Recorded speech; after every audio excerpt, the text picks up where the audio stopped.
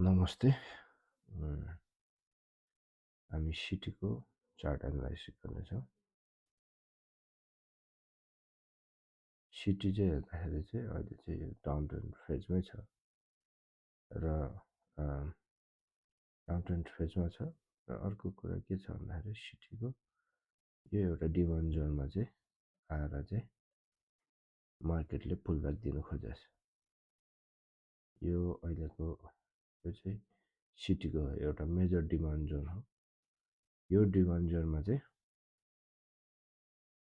मार्केटले पुलब्याकको एउटा सेटअप बनाएको छ। यहाँदेखि रिजेक्सन भयो यो क्यान्डलमा मेको 19मा चाहिँ यो एउटा राम्रो रिजेक्सन क्यान्डल बस्यो। अनि त्यसको पछिल्लो दिनको यो क्यान्डल हरियो क्यान्डलले चाहिँ यो रिजेक्सन क्यान्डललाई चाहिँ भ्यालिड गरायो। त्यसपछि मार्केट बढेर गएर चाहिँ यो सेलिङ यो एरियामा सेलिङ भ्यालिड छ। यो भ्यालिडमा यो जोनमा चाहिँ सेलिङ फेरि देखियो। त्यसपछि करेक्सन आयो। करेक्सन आइसकेपछि यो जुन ओबी जोन पनि भनिन्छ यसलाई,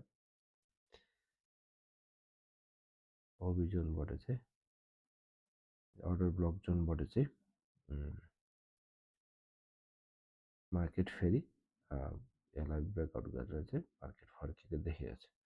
र अर्को कुरा के छ भन्दा चाहिँ यो अन डिसिजन क्यान्डललाई चाहिँ यो क्यान्डलले ब्रेकआउट गर्दाखेरि चाहिँ सपोर्ट गर्दाखेरि चाहिँ राम्रो भोल्युम आएको छ। अब यसको पहिलो टार्गेट चाहिँ कहाँ हुन्छ भन्दाखेरि अब यो पहिलो सेलिङ टार्गेट हो अघिल्लो फेजको लागि। अबको सेलिङ भनेको सेलिङ जोन एरिया चाहिँ योतिर हुन्छ। अबको सेलिङ अब यो एरियामा नआउला भन्न त सकिँदैन, तर यो एरिया पनि क्रस गरेर गयो भने चाहिँ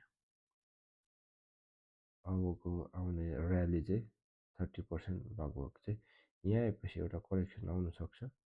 करेक्सन आइसकेपछि 30% चाहिँ आउने सिटी होटलले चाहिँ फाइदा गराउँछ है।